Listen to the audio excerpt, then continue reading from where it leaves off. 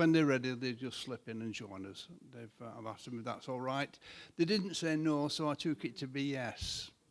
Although I know they won't want to miss a word of what Hilary's going to say to us, I'm sure.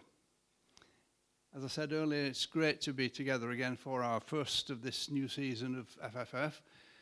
Quite different topic than we've had for 2 and nearly 3 years, about the 5 objects and 2 songs, which went so well, and we will return to that, I think, in the future. So you might wonder where on earth that's come from, that idea. Well, several people sent me all sorts of ideas, and Nick there had a whole list from Nick, and I just happened to, certain words seemed to stick out in my mind. I thought, well, you know. So I said, Lord, I don't know what to do. I've just got to get on with this because, you know, we've got to get a preparation and get people in. So it came to me. So I think if you don't like it, you have to blame the Almighty. But I'm sure we won't do that. I'm absolutely delighted to welcome Hilary to speak to us this evening and tell us her 2 favourite Bible stories and whatever else. Hilary, welcome.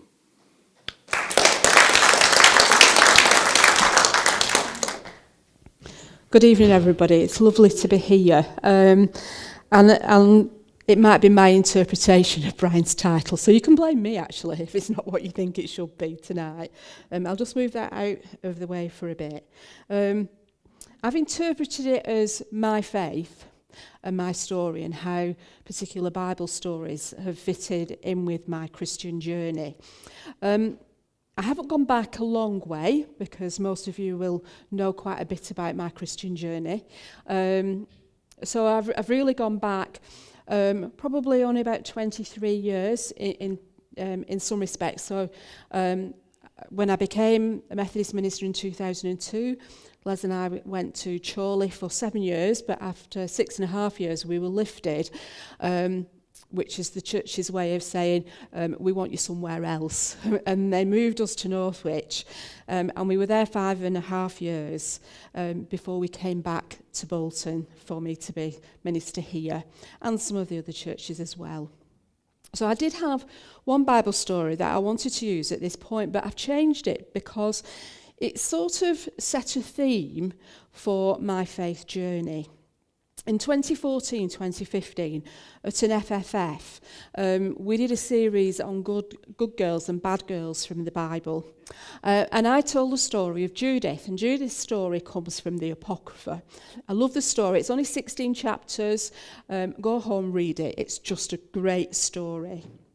And the stories of Judith, who was a Jewish widow, and she uses her beauty and her charm to kill an Assyrian general, Holofernes, who has besieged the city of Bethulia, where she lives, and Judith murders him.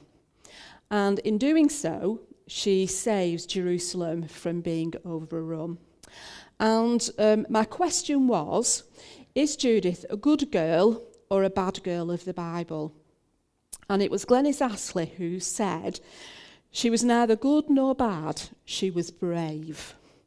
And that was for me a faith light bulb moment. And it sort of set a theme or a pattern for me of ministry ever since. Because for me, my faith is about trying to be courageous and trying to step out of my comfort zone, almost never knowing what God was going to do next, but knowing that when we serve God and when we're Christians, we don't do anything on our own. We've always got God with us to hold our hands. But it's about being prepared to take risks and not allowing fear to stop us from where we believe our journey is taking us or what God is doing in our lives. I'm passionate about church growth, and that has never, ever changed for me. And I believe that leaders have to model growth and change and be agents of change within churches. And I've tried to do that, and I know I failed, But I'm not brave in any sense of the word like Judith, but courage and bravery have been something that I've tried to practice in my own Christian faith, but I've tried to model in leading churches. And there are three things in particular from the Triangle. Am I talking? Yeah, I'm going to might just mention three of them that from my time here at the Triangle that were moments where I thought, come on, put your big girl pants on, just try and be brave. And the first one was Les and I went to London as part of my sabbatical, and we met some of the people in the church who were part of transformational leadership in churches. And we talked to them, and then I got a phone call when we came back and said, would you like to put a team together of to be part of the transformational leadership programme from the Triangle? And I immediately said yes, and then thought, oh, but who am I going to ask? And I've put us forward for this programme without actually knowing what we're going to do and how we're going to do it. And I prayed and prayed and prayed. And I felt that I had names of people that God was saying, these are the people to approach and ask. But I was terrified. And eventually I plucked up the courage to approach each of these people to say, will you be part of this transformational leadership team with me?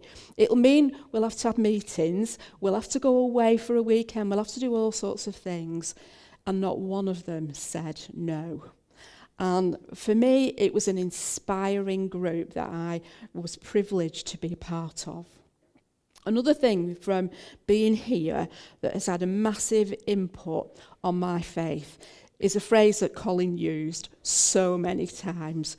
We don't have problems, we have challenges. Because when you see a problem, you can be poleaxed by it, and the fear can be so great that you don't do anything, you just stand still and you become inert. And you can see that fear of a problem and it starts to take you backwards. But a challenge can inspire you. And for me, it requires us through faith and prayer and listening to God to find a way forward together as a community, but not in our own strength, in the strength of God. So those two things really had a big impact on me. The years of my ministry here were the most fulfilling of my ministry. But my ministry is not over. And in some directions, it's only just beginning. So I wanted to share more of what's been happening since 2024. And I've brought my tissues because I promised not to cry. Well, I promised to try not to cry. I had not realised how difficult it was going to be to leave the Triangle. And it felt like a bereavement. And I didn't expect that because I was looking forward to retirement and the things that we got planned. But it was a bereavement. I missed you. I still miss you. And I really struggled with a loss of identity too. Somebody introduced me to somebody a few weeks ago and they said, oh, this is Hilary, she's an ex-minister. I am not an ex-minister. I am ordained until the moment I die. And actually, I'm discovering that I'm having to explain what a supernumerary minister is. That we are, in addition to the active ministers in a circuit, that we're often engaged in different work. And if there weren't supernumerary ministers in a circuit, then the plan would not be fulfilled because there aren't enough people to do communion. But for me, it's become a really different role. I had to hold very tightly during this period of bereavement, and I don't think we're through it. I don't think we're through it. I had to hold very tightly onto the knowledge that God is with me in the uncomfortable and in the uncertain moments, and that God doesn't let go. We couldn't find another church to call home. And I don't think we still have. So we're sitting in an unsettled place. And at times it's been really hard. But faith and our marriage have brought us through that. So much so that when we and our family needed a church family to love us and to support us and to encourage one, we didn't have one. And I think we both found that really, really difficult. And there were some things that happened very quickly after finishing here that had a big impact on us. The loss of the triangle, and I don't think it's over-egging it to say it's a bereavement, because that's what it feels like. And I'm going to be really careful what I say now, but within 2 or 3 weeks of finishing here, our eldest daughter's marriage broke up in really traumatic circumstances, completely out of the blue. And if I say that Becky's family was destroyed, another family was destroyed as well, so read into that what you want. But we didn't have a church family to support us, but I am so grateful for friends who were there for us. And I'm going to say Anne Haslam, who was just amazing to listen to me. And a few months after that, our other daughter, Jen, and her husband, Dan had a situation at work that meant that he was one day employed and the next day he wasn't. And just trying to support them and to hold them was just so difficult. And for us, it was like, who's holding us? Well, God was, and we held each other, and we had family and friends who were there for us. And then Leslie's mum, who was a member at the Triangle, had a heart attack. And she was taken into Wythenshawe Hospital, and she was there for 5 weeks. And we were backwards and forwards there. But there were times that we thought she was really poorly, and it was really difficult. And Leslie's amazing in the way that he cares for her. But these things came very suddenly and completely out of the blue. And they just devastated us in all sorts of different ways. We had each other and we have our faith. And then I went back and thought about a story that I've told you before, but it's a story that's had a great impact on me. Les and I went to an Alpha conference, and Rick and Kay Warren, and they were the leaders of the Saddleback Church in America. A huge, huge church of thousands of people. And Rick Warren was asked to do a thought for the day on the radio. And something happened and he couldn't do it. So he'd asked one of the associate ministers, will you do this thought for the day for me instead? And the minister said, yeah, sure. He said, what do you want the theme to be? And he said, where is God on the worst day of your life?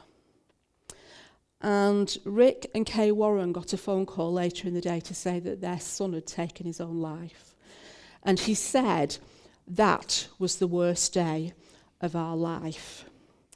But what spoke to me, and the things I've said to you, weren't for us the worst day of our lives, but certainly for our eldest daughter it was. Rick and Kay Warren talked about, and it's a verse from Micah, God is able among the ruins. And that kept them going. And there were days that kept us going too. I was reading a book, and in a book there is a monk and there is a refugee, and the refugee goes to the monastery where their monk is living. And in the monastery, the chapel is prayed in 24/7. So every hour of every day, a monk sits in the chapel and prays. And the refugee, who wasn't a person of faith, said to the monk, what do you do when you sit in the chapel? Because he always used to pray between 2 and 3 o'clock in the morning. What do you do when you're praying in a chapel between 2 and 3 o'clock in the morning? And the monk said, I look at God and God looks at me. And that for me was just, this is where I am. I didn't have the words to say. I didn't know what to pray. All that I could do at certain times during that period was sit and think, I'm looking at God and God's looking at me. And when I look at God, I see love. And when God looks at me, what does God see? Well, at that time, I think he would have seen somebody lost, somebody crying, somebody very angry. Somebody sad and somebody frightened. But he looked at me And he looks at each one of us. In whatever situation we're facing, God looks at us. And God never looks at us with anything other than love, because he's a God that loves us. Psalm 73, my body and my heart may grow weak, but God, you give strength to my heart. You are everything I need. And those words are important for me. But gradually, over a period of time, we started to think about what next. I'd had quite a few offers and requests asking if there were things that I could do or being involved in, and I knew that I needed to say no. I knew that I needed time to heal, time to rest, time to just be. And gradually, God started to... I just felt that I needed to be patient, and I'm not good at that, but I just felt God saying, wait, don't rush into anything, just wait. And through that, new forms of ministry have opened up for me. So I want to share a bit of that, but I think Pauline's going to read. Are you reading, Pauline? Pauline's going to read my Bible stories. You've got a very long intro into that, but these are my 2 Bible stories that I've chosen for tonight that are really important to me. Thank you. They come one after another in the Bible, so we're having them together, but they are 2. Do you want this? You should be able to hear. No, you'll be all right with that, Beth. Use the mic. Yeah, for those that... The readings are from Matthew chapter 14, verses 13 to 33. Jesus feeds the 5,000. Jesus went in a boat to a quiet place. The crowds heard about this. They followed him on foot from the towns. When Jesus came ashore, he saw a large crowd. He felt deep concern for them. When it was almost evening, the disciples came to him. There is nothing here, they said. It's already getting late. Send the crowds away. They can go and buy some food in the villages. Jesus replied, they don't need to go away. You give them something to eat. We have only 5 loaves of bread and 2 fish, they answered. Bring them here to me, he said. Then Jesus directed the people to sit down on the grass. He took the 5 loaves and the 2 fish. He looked up to heaven and gave thanks. He broke the loaves into pieces. Then he gave them to the disciples, and the disciples gave them to the people. All of them ate and were satisfied. The disciples picked up 12 baskets of leftover pieces. The number of men who ate was about 5,000. Women and children also ate. Jesus walks on the water. Right away, Jesus made the disciples get into the boat. He had them go on ahead of him to the other side of the Sea of Galilee. Then he sent the crowd away. After he had sent them away, he went up on a mountainside by himself to pray. Later that night, he was there alone. The boat was already a long way from land. It was being pounded by the waves because the wind was blowing against it. Shortly before dawn, Jesus went out to the disciples. He walked on the lake. They saw him walking on the lake and were terrified. It's a ghost, they said, and they cried out in fear. Right away, Jesus called out to them, "Be brave, it is I. Don't be afraid." "Lord, is it you?" Peter asked. "If it is, tell me to come to you on the water." "Come," Jesus said. So Peter got out of the boat. He walked on the water towards Jesus. But when Peter saw the wind, he was afraid. He began to sink. He cried out, "Lord, save me." Right away, Jesus reached out his hand and caught him. "Your faith is so small," he said. "Why did you doubt me?" When they climbed into the boat, the wind died down. Then those in the boat worshipped Jesus. They said, "You really are the Son of God." Thank you, Pauline. Those stories have fed into my faith journey throughout my life since I was 16 and became a Christian, but they feel even more pertinent now, and I thank you for those. So I'll be bringing them into the story. So these are a few of the things that I do. About once every 6 to 8 weeks, I do the Thought for the Week on BBC Radio Manchester on Simone Riley's programme. I get the opportunity and the privilege to speak to about 100,000 people. And that just blows me away that I'm given that privilege to be able to share something of faith, share something of what's going on. And then we have a conversation about all sorts of different things. And over the years, I've got to know the radio presenter Phil Trow really well. And I think at first he was a bit sceptical about having a Christian Methodist minister female on his radio programme. He's a gay man and he's not always been treated well by the church. But as we've got to know each other, I've started to do his social on a Saturday and a Sunday more. And he lets me talk about my faith, which is really good.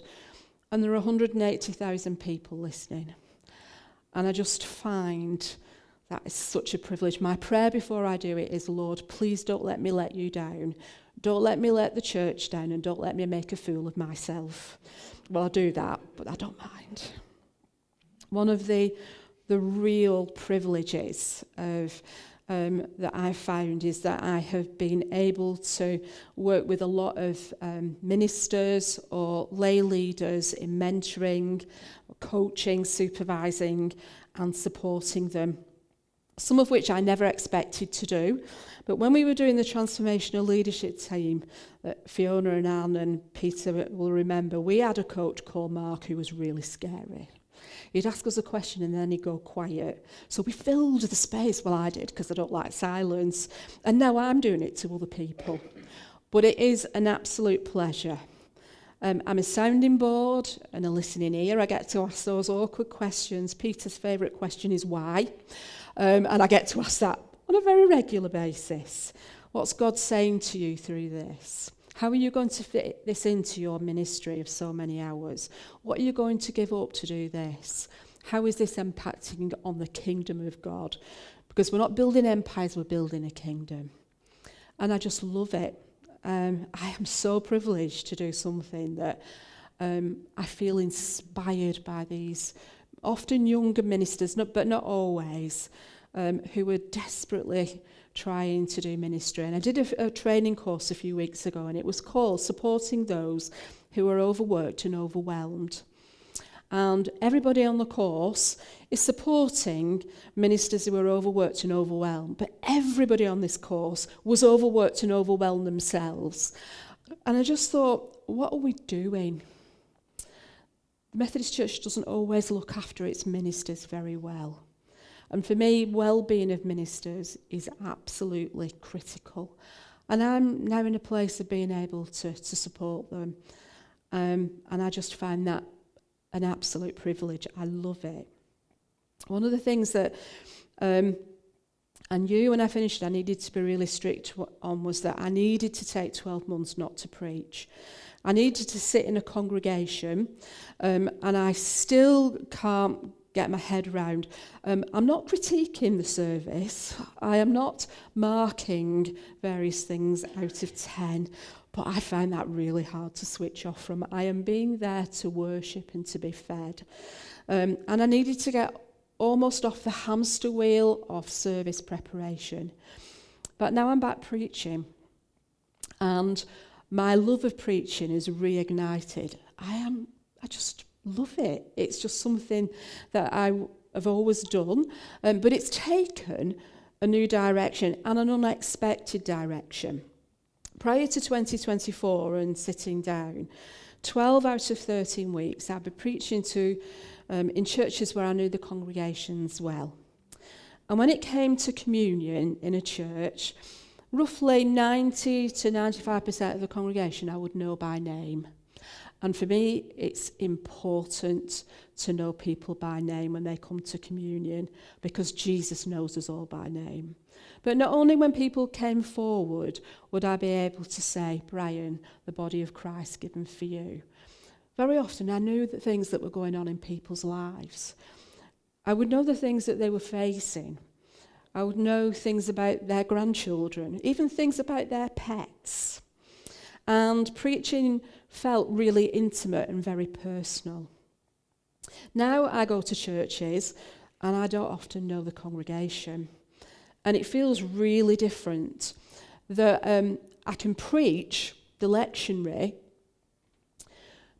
but that actually doesn't feel, for me, where I am at the moment, what God is requiring of me. So my preaching's changed in that it's more of a challenge to the congregation as a church community. How are you growing? What are you doing? How is it going to be? And I'm probably even more outspoken in some of the other things that I say. What happens in here has to impact what happens out there. And what happens out there has to impact what happens in here. And when we get the two together, we can change the world. We as churches need to be more outspoken. In the 1930s, the church in Germany saw what was going on and largely kept silent. And we follow a God of justice. And when we see injustice happening outside of the church, are we going to stay silent about it? Because I believe that one day we'll stand before God and he'll say, what did you do about that? What did you do about that?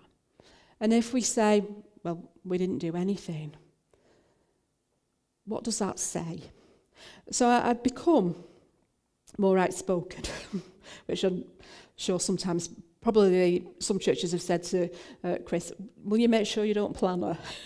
When we're with friends, we talk about all sorts of things. We talk about family, and I'm thinking about certain friends that we've got. We'll talk about protests, because Wendy, our friend's a great protester. So she's outside Barclays Bank and other things on a regular basis. She's getting herself fastened up to railings. We talk about climate change. We talk about the wars around the world. We talk about Trump. Don't we all talk about Trump? And about the changing world order. And we can't just talk about things that are happening out there without naming them. And I think that that's really important because we serve a God of justice. So are we outspoken or speaking out against injustice from our pulpits? I believe it's something that God's saying to me, Hilary, you need to do more of this. Les and I went to Auschwitz-Birkenau in October. It was a late 60th birthday present, and it was one of the most moving experiences of my life. I know Fiona would say exactly the same thing. There was a book in the bookstall afterwards, and it said, the title of the book was, The More I Know, the Less I Understand. And it really summed up how I felt having seen that place and seen what people experienced. And I resolved to learn more about some of the things that are going on in the world, and fact check lots and lots of things rather than just take something at face value.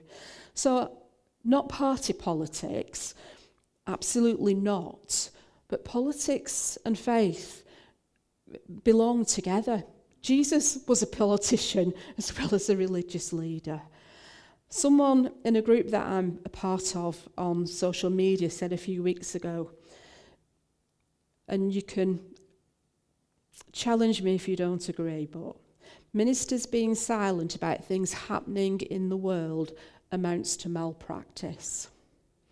Ministers being silent about things happening in the world amounts to malpractice. And that has really challenged me. Really challenged me. Pastoral stuff. This is what I'll be wearing tomorrow at work. I won't have a dog collar on, but I will be wearing this. It's my Horwich Angels jacket. Because on Thursdays, I'm a Horwich Angel, and I love it. I absolutely love it. This is part of my ministry now, and I'm going to be too hot, so I'll take it off. Just leave it on there. And I'll clash, as Les said I did. I'll leave it on there. And if anybody wants to be a Horwich Angel, we're really looking for other people. The amount of time over the years that I gave to pastoral ministry was not what I wanted.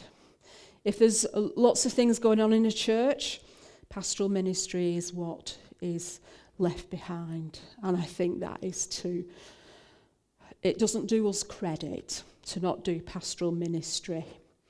And it's the one of many regrets, but the biggest regret that I wasn't able to give more time to being a good pastor to the people in my churches.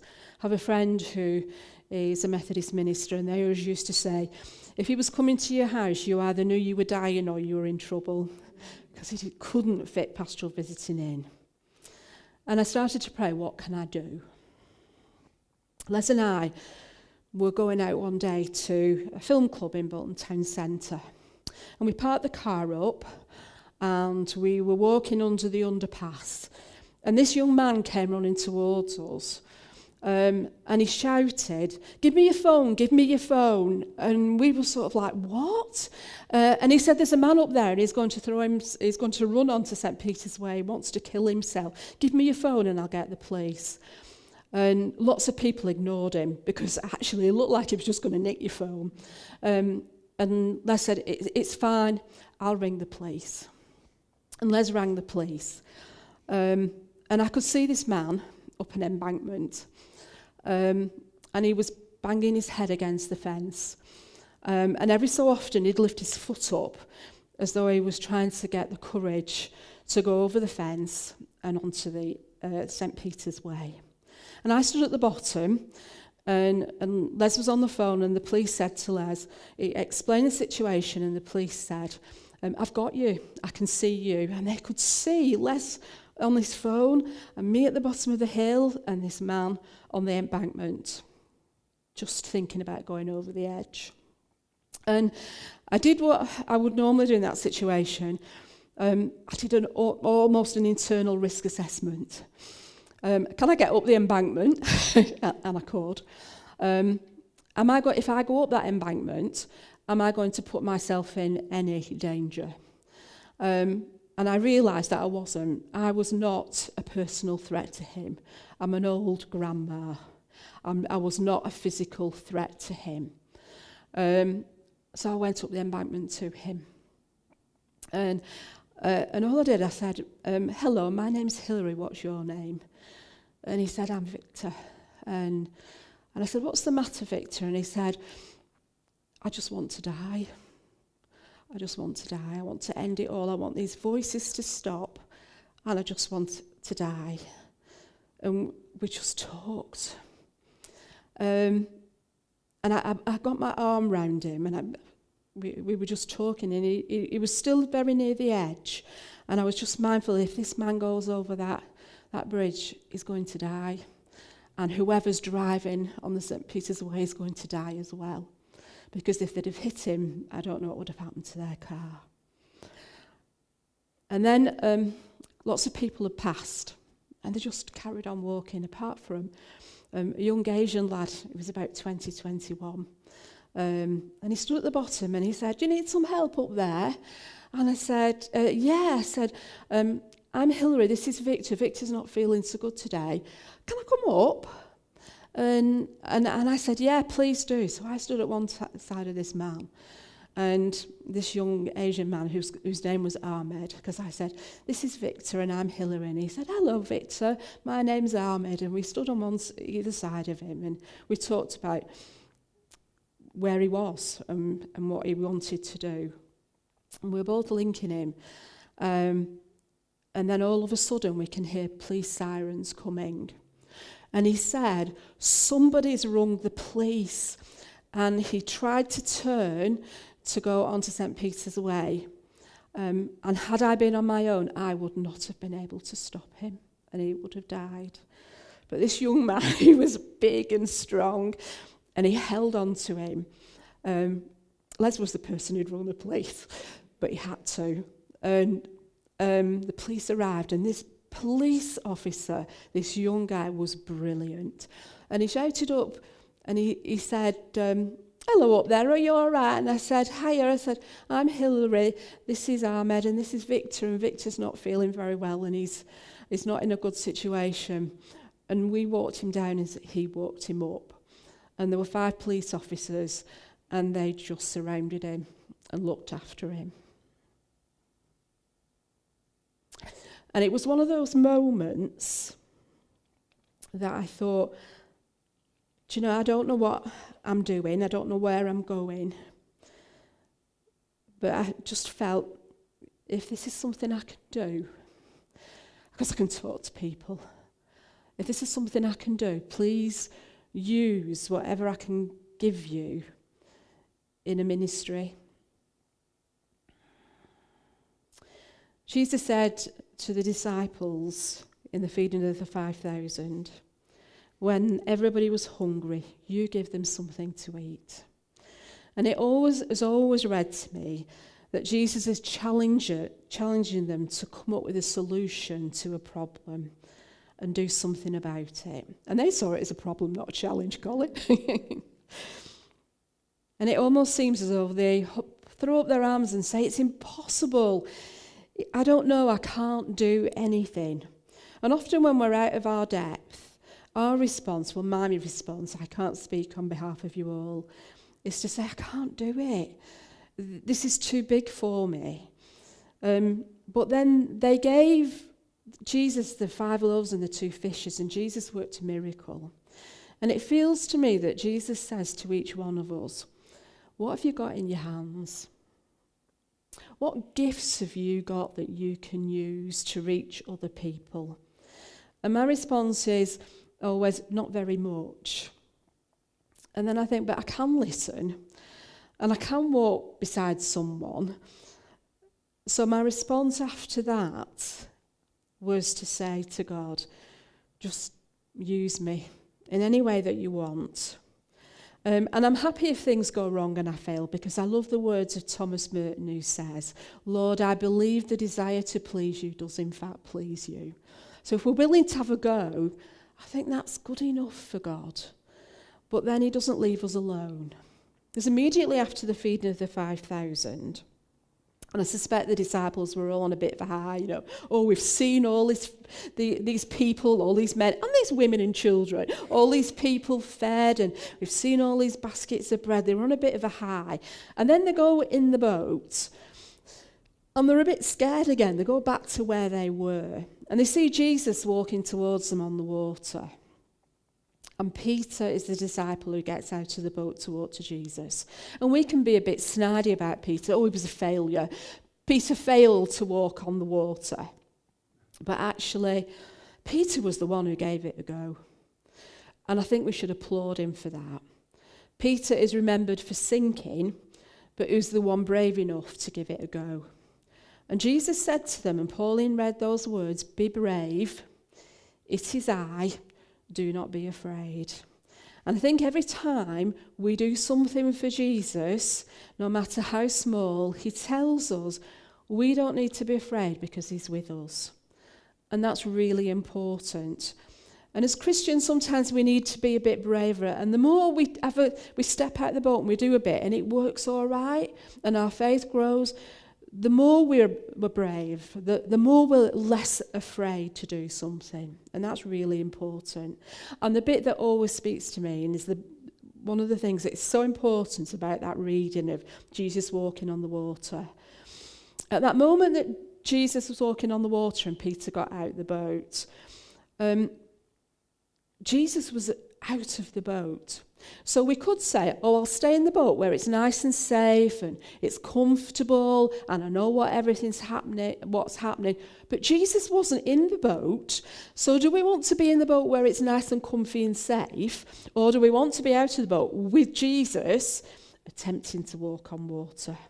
So I'd rather be a failed walker on water than without Jesus in the boat.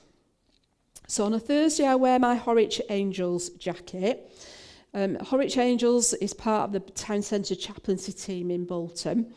We go into shops and we talk to people, usually the staff, because in retail, some staff are treated appallingly. As public, we can be really rude to people in shops. So we go into shops and we talk to the staff. And sometimes it's just a listening ear, but sometimes they face issues at home that they don't want to talk about their work colleagues with, or they have issues at work that they don't want to take home. So our role is just to go in and talk. And over the nearly 10 months that I've been doing it now, I've been there when business owners have told me that they're worried that their business is going, that they're not going to have a business for very long. And staff who've equally said, if the business goes under, I won't have a job, and how will I pay my mortgage? People who've lost loved ones, a lady whose dad died and they didn't have a funeral, and how can we do that? People who deal with all sorts of different things. And I'm just a different face, someone to talk to. I've now got a Muslim friend, and we talk faith every week, because it isn't about sharing faith, although people know what I do and what I am. So we do talk faith, but with my Muslim friend, we talk faith. And I absolutely love that. And I pray for each of these people. When I get out of the car and I set off on a Thursday morning, I hear those words of Jesus, be brave. It is I, do not be afraid. Because I'm quite noticeable when I'm wearing that. And sometimes, a few weeks ago, I had 3 lads who had stopped the car outside the pie shop, and one of them wound down the window, and he said, hey, love, he said, what's a Horwich Angel? And I had to explain what it was, and it was sort of like, oh, why'd you do that? Well, I'm a Christian, and I want to be there. Oh, good for you. And it's sort of like, I am shy, so I know you won't believe that, but walking into a shop where I don't know people and just saying, hi, I'm Hilary, I'm one of the Horwich Angels, how are you doing today? It's really daunting, but actually, I love it, and I've really enjoyed it. It's been a hard 18 months. I really do miss you, really do. And we continue to search for a place to call our spiritual home, and we know that we need one. But throughout it all, we know that we have been loved by God. So I just want to finish with a story from Auschwitz. I know that I've shared this before because it's always had a massive impact. There is a book by a man called Eli Wiesel called Night, about his experiences of Auschwitz. And within Auschwitz, there are some gallows. They look like the frame of a children's swing. That's what they look like. And if anyone was going to be punished for whatever reason, they would be hung on these gallows. And I would have walked past them because they look so innocuous, but so many people lost their lives on them. And Eli Wiesel talks about an incident that happened one day, and it was a young boy who was hung for some misdemeanor. The inmates called him the Angel, and he was hung on the gallows. And they were forced to watch until he died. And one of the prisoners said, where is God now? Where is he? It was said with a tone of anger, but a tone of pain and utter sadness for what they were whispering. Where is God now? And another prisoner answered, where is God? Where is God? He is here. He is here on these gallows. God is here. So however your life looks at the moment, whatever you are going through, I think what I want to share from my journey is, be brave. It is I. Do not be afraid. for God is here. God is with us. God will never let us go. And hold on to that wonderful quote from Micah. God is able. God is able. Thank you.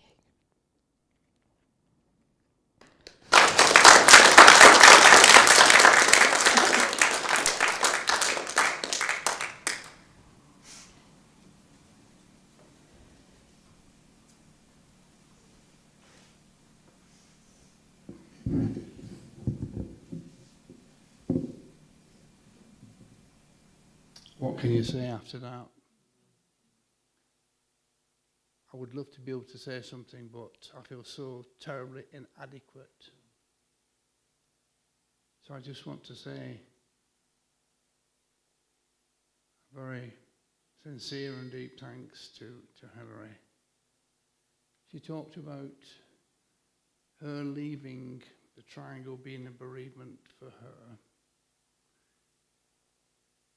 We all have to move forward, and that's what she has done, and that's what we are doing here. But I have to also say that her leaving was equally a bereavement for us.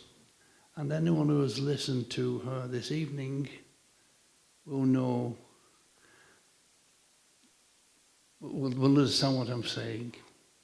It was very difficult for us. We have had to move on, and we are moving on. But the way that she has spoken has been wonderful. And as always, when she spoke to us from the pulpit, a word of inspiration.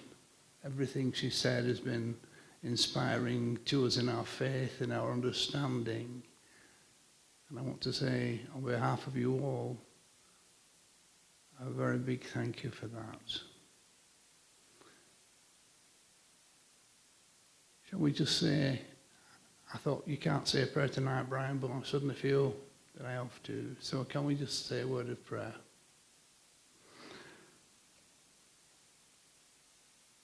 Father God, we do thank you that we have been able to be here this evening, that we have been able to listen completely and utterly transfixed by what Hilary has said to us.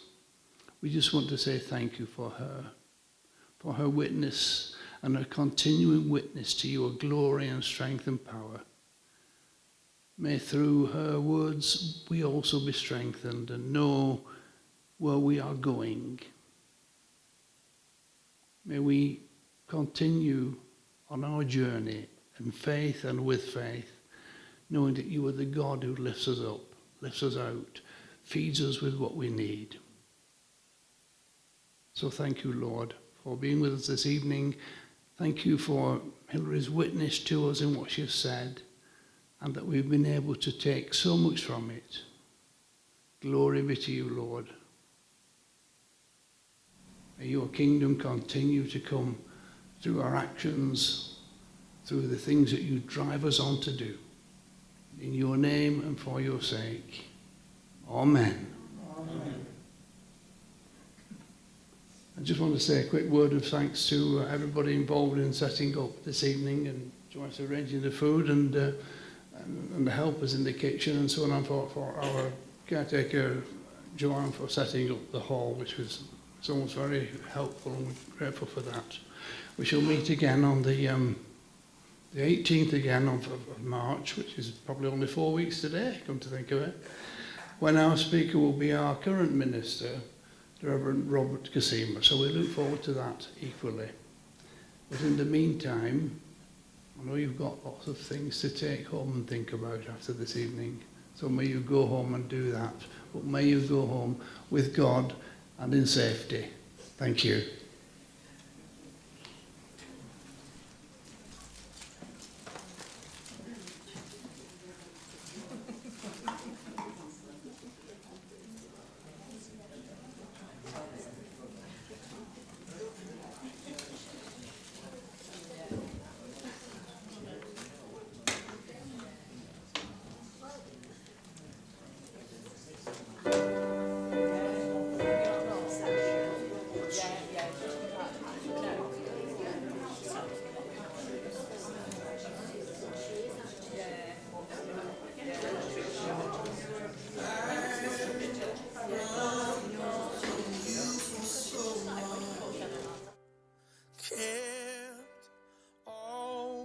my pain in the dark, but here, face down on this floor, I don't wanna hide anymore.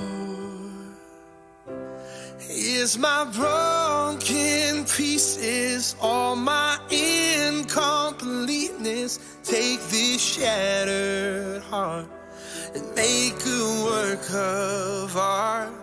Won't you show me, Jesus, what your love can do?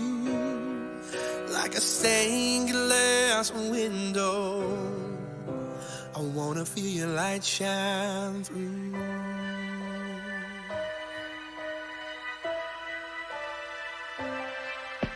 Well, I know the list of my wrongs.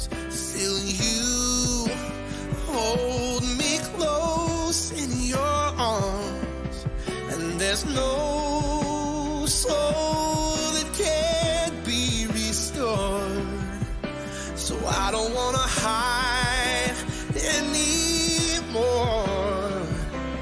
Here's my broken pieces, all my incompleteness. Take this shattered heart and make a work of art. Won't you show me, Jesus, what your love can do? Like a stained glass window, I wanna feel your light shine through.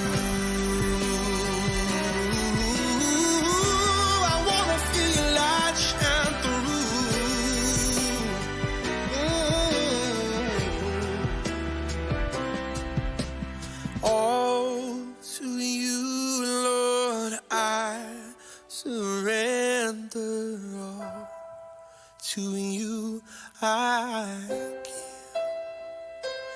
Here's my broken pieces, all my incompleteness. Take this shattered heart and make a work of art. Oh, won't you show me, Jesus, what your love can do? Like a stained glass window, oh Lord, like a stained glass window, I wanna feel your light shine through.